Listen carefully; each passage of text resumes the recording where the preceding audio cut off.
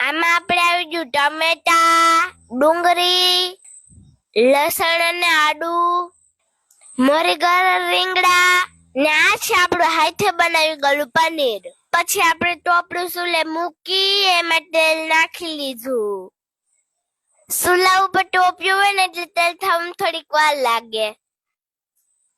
પછી તેલ થયું ને એટલે આપણે એમાં આખો મસાલો અને લસણ આદુની પેસ્ટ નાખી દીધી. પછી તો આપણે એમાં ડુંગળી નાખી દીધી. હવે આ ગ્રેવી આપણે ઝાઝી ઘરે સુધી મસ્તીની પાકવા દેવાની છે. પછી તો હારી ઘરે આપણી ગ્રેવી પાકીને રાતે મસ્તીની પાકી ગઈ. ગ્રેવી પાકી એટલે આપણે એમાં નાખી દીધા ટમેટા. પછી ટમેટા હરખાઈ મિક્સ કરીને આપણે એમાં રીંગણા નાખ્યા. આજ રીંગણા વાળું પનીર બનવાનું છે. ખાધા જેવું થઈ જાય તો સારું, બાકી ઘરના ખિસકાય છે. પછી તો આપણે લઈ લીધું પનીર ને પનીરના મસ્તીના ઝીણા ઝીણા કટકા કરી નાખ્યા. આ પનીરે મેં જ બનાવ્યું. તમે યુટ્યુબમાં વિડીયો જોયો કે નહીં કમેન્ટ કરીને કહેજો. પછી તો આપણે ગ્રેવી મસ્તીની પાકવા દીધી. પછી એમાં થોડીક આપણે હળદર નાખી. પછી થોડુંક મીઠું નાખ્યું. સુલામાં 1-2 ઈંધરા નાખ્યા.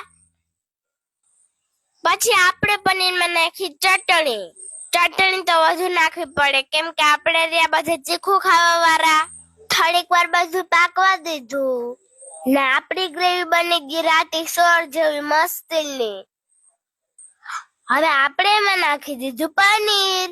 હવે શાકની સુગંધ આવતી તેઓ મસ્તીની. તમને આવી કે નહીં કમેન્ટ કરીને કહેજો.